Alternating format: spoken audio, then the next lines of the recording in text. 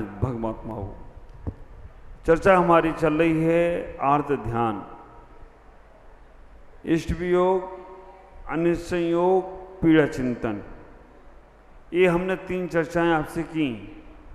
चौथी चर्चा आज बहुत महत्वपूर्ण है, निदान बंध। निदान बंध आर्त ध्यान है। आर्त ध्यान का मतलब आपको मालूम है, संकलित परिणाम होना आर्त ध्यान है। और आर्त ध्यान में निदान बंध नाम का जो आर्त ध्यान है, आचार्यों ने सूत्र बोला निदानम च और निदान बंध। निदान बंध का एक बार मतलब समझ लें, जो तुम मन में चाहोगे वो तुम्हें मिलेगा, ऐसा निदान बंध कहते हैं। आपने मन में भोगों की फल की इच्छा की कि हमें ये इस पूजा का फल ये मिलना चाहिए, वो मिल जाएगा आपको। लेकिन कुछ बातों का ख्याल करके रखना, भविष्य के वस्तुओं को प्राप्त करने का संकल्प करना ही निदान बंध है। हम अपने जीवन में इस निदान बंध के माध्यम से कितना अपना नुकसान कर रहे हैं। हमारे आचार्यों ने कहा है कि फल करते रहो, कार्य करते रहो, फल की चाह मत रखो। लेकिन जैसे ही हम फल की चाह रखते हैं, उसे हमारे आचार्यों ने कहा तुम निदान बंद कर रहे हो, और निदान बंद से हमारा बहुत नुकसान होता है। एक बात का ख्याल करके रखना, निदान बंद आचार्यों ने कहा है 3 प्रकार का होता है। जिनके पास पुस्तक हो तो पुस्तक में खोज कर देखेंगे, पेज नंबर 61 पर, अध्याय नंबर 6। आप विचार करना, आचार्यों ने कहा निदान बंध 3 प्रकार का होता है, प्रशस्त निदान बंध, अप्रशस्त निदान बंध और भोगकृत निदान बंध। भविष्य के फल की चाह रखना निदान बंध है। प्रशस्त निदान बंध, अप्रशस्त निदान बंध और भोगकृत निदान बंध।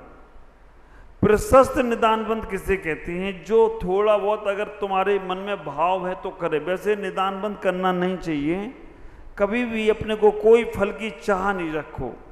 जो व्यक्ति फल की चाह नहीं रखता है, कभी भी उसे कर्मों का आश्रय होने वाला नहीं है। जहाँ तुम्हारे अंदर फल की इच्छा हुई, फल की चाह हुई, वहीं तुम्हारे को कर्म का आश्रय होने वाला है।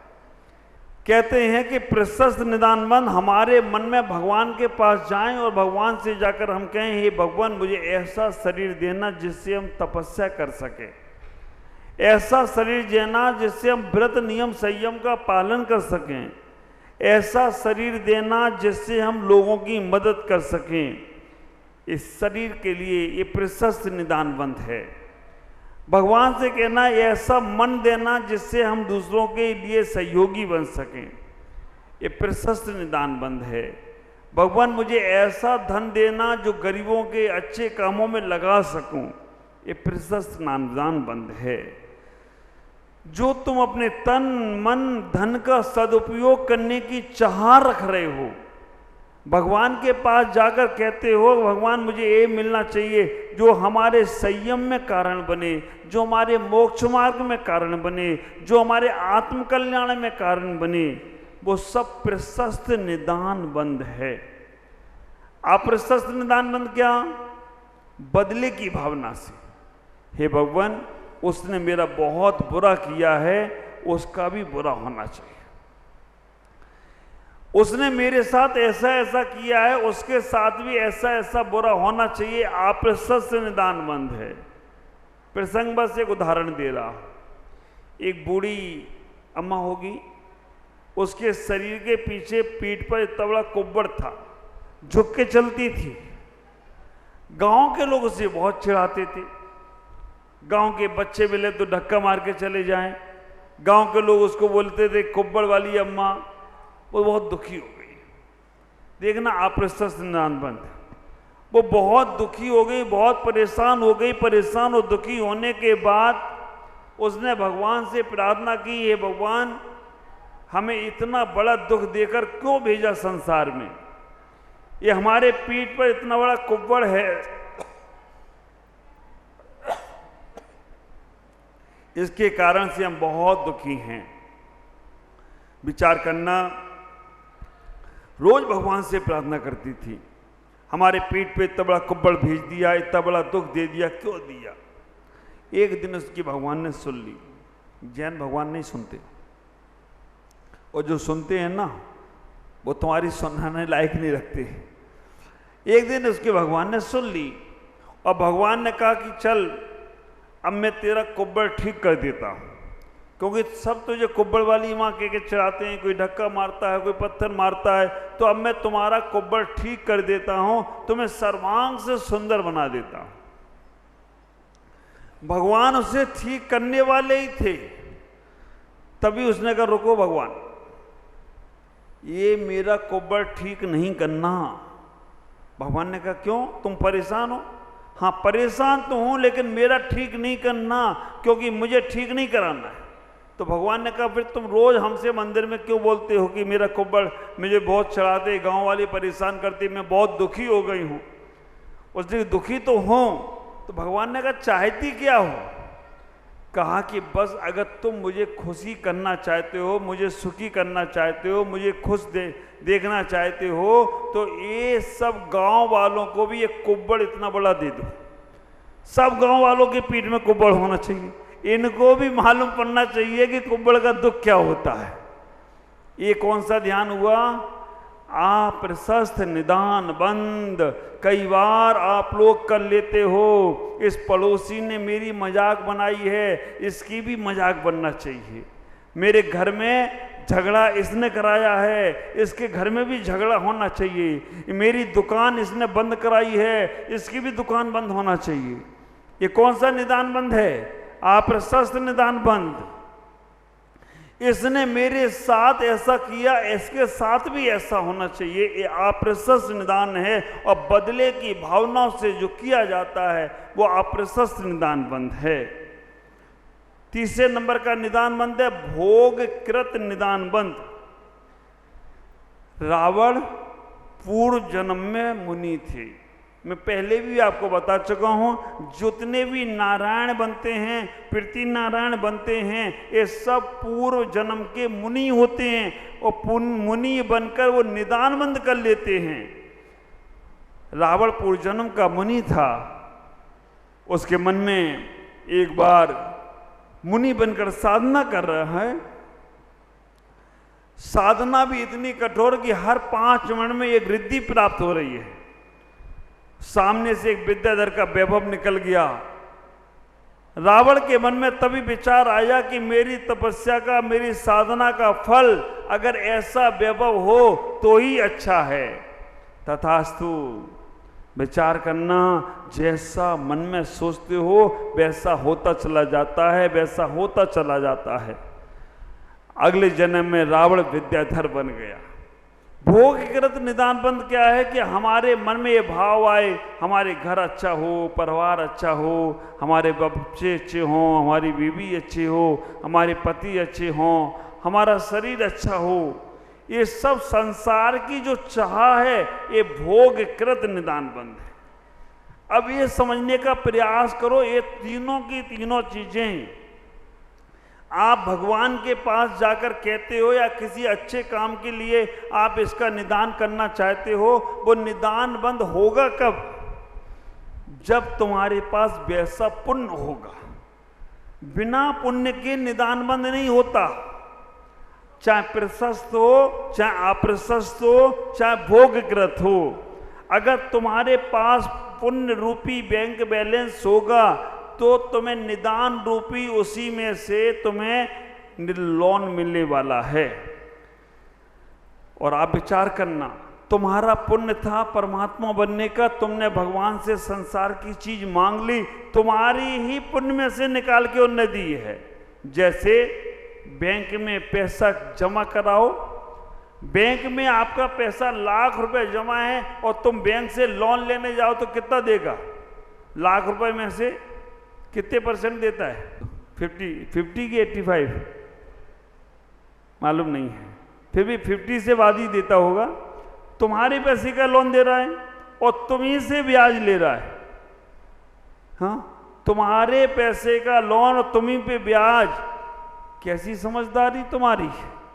ऐसा ही तुम जब निदान बंद करते हो, तुम्हारे पास निदान बंद नहीं करते तुम्हें उसका पूरा फल मिलता, लेकिन तुमने जैसे निदान बंद किया तुम्हारा पुण्य खत्म किया और तुम्हें उठाकर वो चीज दे दी। मोक्ष का निदान बंद होता नहीं है। तो हमें कभी भी निदान बंद नहीं करना, क्योंकि निदान बंद हमारी ही वस्तु का मिल रहा है, हमारी ही चीज़ों का मिल रहा है, और हम छोटी छोटी चीज़ों में हम भगवान से इच्छाएं रख लेते हैं, महत्वाकांक्षाएं रख लेते हैं।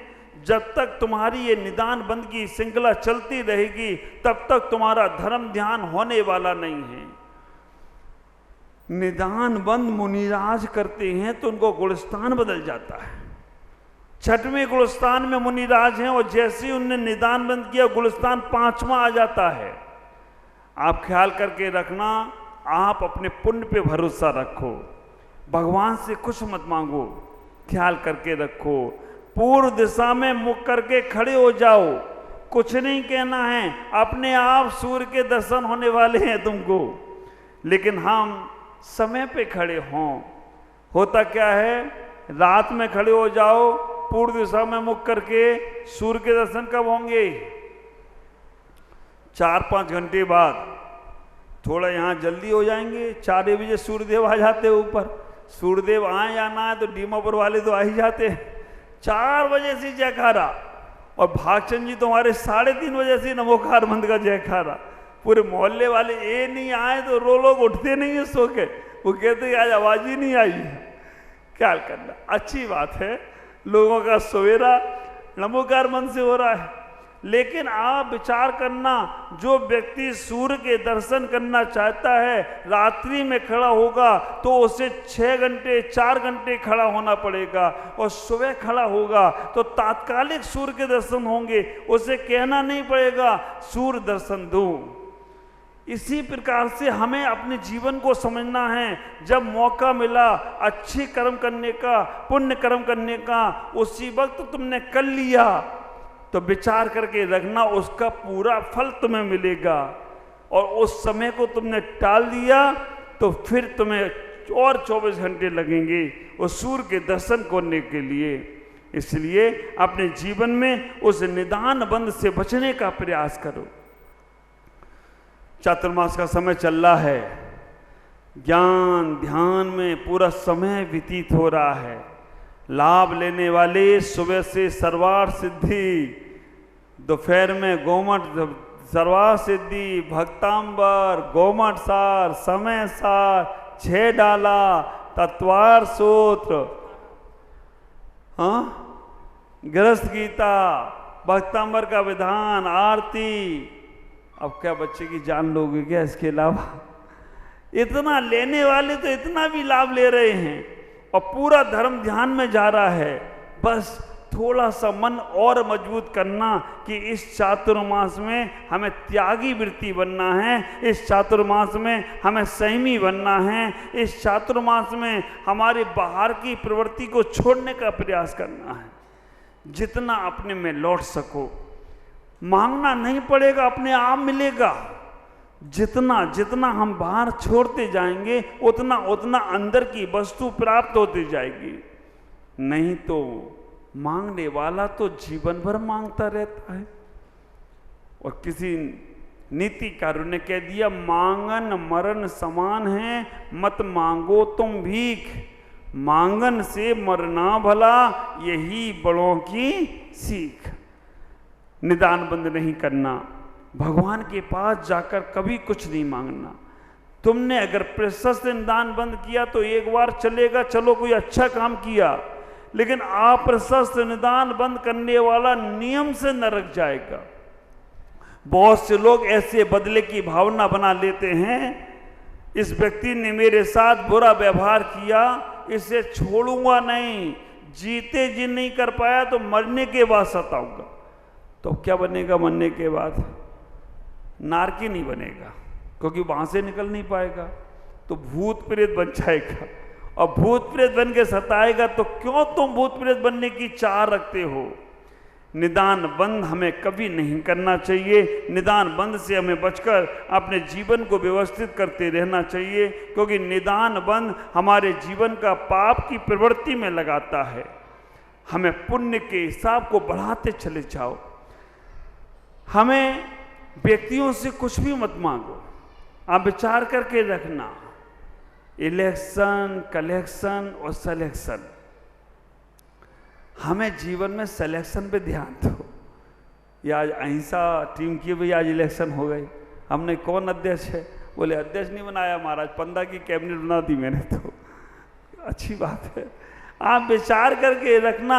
अच्छे व्यक्तियों का तुम्हारे जीवन में सिलेक्शन होगा ना, अच्छे विचारों का तुम्हारे जीवन में सिलेक्शन होगा ना, तो तुम्हारा जीवन में हर जगह सिलेक्शन होगा।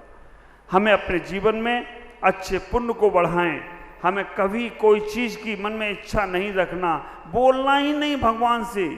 अपने आप से बोलो कि मेरा ऐसा हो जाए, भगवान तुम्हारी सुनेंगे ही सुनेंगे। अपने आप को मनाओ, तुम अपने आप को मजबूत करो।